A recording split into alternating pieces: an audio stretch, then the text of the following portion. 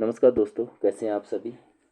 आशा करता हूं कि ये जो वीकेंड था डेट इज़ सैटरडे संडे, आप लोगों ने जो हम स्ट्रैटेजी यूज़ करते हैं that is 15 SMA and 45 SMA strategy को लगा के आपने देखा होगा, होमवर्क किया होगा कि स्विंग ट्रेडिंग या इंट्राडे या पोजिशनल ट्रेडिंग के अंदर ये स्ट्रैटेजी कैसे हमें एक अच्छा सक्सेस रेशियो देती है। ठीक है, तो आपने डेली 100-150 स्टॉक 200 स्टॉक पक्का रिसर्च करने, रडार पे आपने रखने कि कैसे ये मूविंग एवरेज हमारे लिए हेल्पफुल होता है।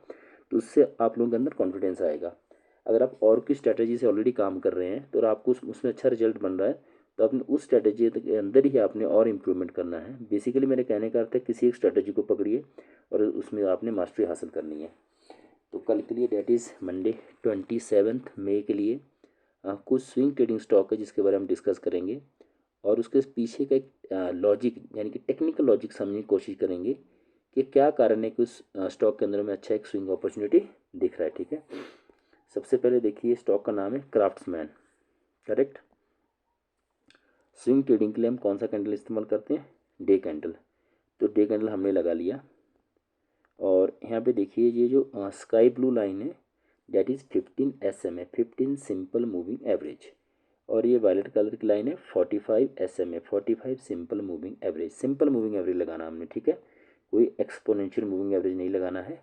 और नीचे ये देखिए ब्लिंजर बैंड ब्लैक अपर है, नीचे ब्लिंजर बैंड ब्लैक लोअर है, नीचे RSI वॉल्यूम एंड MACD हम लोगों ने लगा रखा है। ठीक है, तो चलो देखते हैं कि कैसे इनमें लग रहा है कि हमें एक अच्छा स्विंग अपॉर्चुनिटी बन रहा है। ठीक है, सबसे पहले देखिए हमारा पहला कंडीशन क्या है कि दोनों मूविंग एवरेज राइजिंग मोड में होनी चाहिए। ठीक है, तो यहाँ पे देखिए ये जो 45 SMA है ये बिल्कुल यहाँ से राइजिंग मोड में उठ रहा है। ठीक है, और इसको और अगर थोड़ा ब्रॉड करोगे आप तो आप पाओगे कि ये जो 45 SMA गिर रहा था यहाँ से आके उठना शुरू हो गया, यहाँ से आके उठना शुरू हो गया।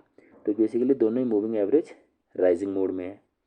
उसके बाद देखिए ये जो रेड कैंडल बनी थी उसके ऊपर जाके ये ग्रीन कैंडल बनी है और जिसकी बॉडी काफ़ी अच्छी खासी बड़ी बॉडी है। ठीक है, माराबूजू टाइप आप बोल सकते हो कैंडल बनी हुई है। ठीक है, तो RSI के अंदर आप देखेंगे तो राइजिंग मोड में है और MACD के अंदर देखिए ये ब्लैक ने रेड के ऊपर कोशिश कर रही है उठने की। ठीक है, उठी नहीं है, क्रॉस नहीं किया, बट कोशिश हो रही है, वॉल्यूम भी ठीक ठाक है। तब देखिए हमने करना क्या होगा कि जैसे इस स्टॉक का हाई कितना है 4464, ठीक है, 4464। जैसे आपको पता स्विंग ट्रेडिंग के अंदर अगर आपका स्टॉक 4000 का तो लगभग 4 पे ऊपर हम बाइंग प्राइस GT ऑर्डर लगाते हैं। ठीक है, तो इसके 4 पे ऊपर डेट इज़ 4468 का हम बाइंग में GT ऑर्डर लगाएंगे। ठीक है, आप कॉपी पेन पेंसिल लेके देखिए।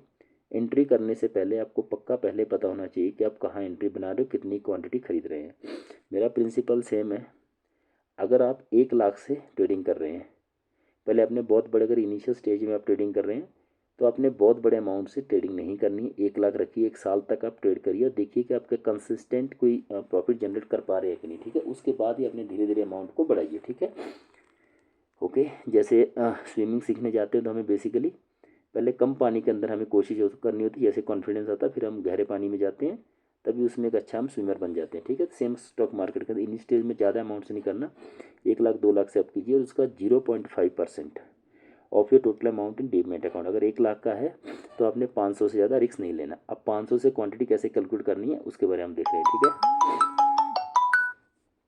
जैसे कि स्टॉक का हाई है 4464, तो 4468 का बैंक पे GT ऑर्डर लगाएंगे। लो कितना 4285, तो 4281 का हम स्टॉप लॉस रखेंगे। तो ये जो डिफरेंस निकालेंगे हम बाइंग प्राइस का स्टॉप लॉस का, जो डिफरेंस निकलेगा उसको, अगर 1 लाख का कैपिटल देते 500 का रिस्क ले रहे तो 500 डिवाइड बाई डिफरेंस, तो जितना बनेगा उतना ही क्वांटिटी आपने खरीदना है। ठीक है, तो ये स्टॉक मुझे अच्छा एक अपॉर्चुनिटी दिख रही है इसके अंदर। दूसरा स्टॉक है बलरामपुर चीनी। इसके भी लॉजिक समझने की कोशिश करें क्यों लग रहा है। देखिए ये स्टॉक यहाँ नीचे आया, ऊपर गया, फिर नीचे आया, फिर बाउंस बैक किया, फिर मतलब हायर हाई फॉर्मेशन बना रहा है। अगर यहाँ से सिंगल लाइन ऐसे खींचोगे, देखिए ऐसे सिंगल लाइन ऐसे अगर आप खींचोगे हॉरिजॉन्टल लाइन ऊपर तो उठती है, देखिए ऐसे, तो हायर हाई का और हायर लो का फॉर्मेशन बना रहा है। ठीक है, दूसरा 45 SMA दैट इज़ ये जो वायलेट कलर राइजिंग में है, और मुझे ऐसा लग रहा है कि ये जो 15 SMA देखिए यहाँ से उठ के ऐसे ऊपर उठेगा, देखो और ब्रॉड कीजिए, ऐसे नीचे आके ऐसे कार्व करके ऊपर उठने की पोजीशन बना रहा है। तो सेम इस स्टॉक को भी एक अच्छा स्विंग अपॉर्चुनिटी बन रहा है, but please maintain strictly your stop loss, ठीक है।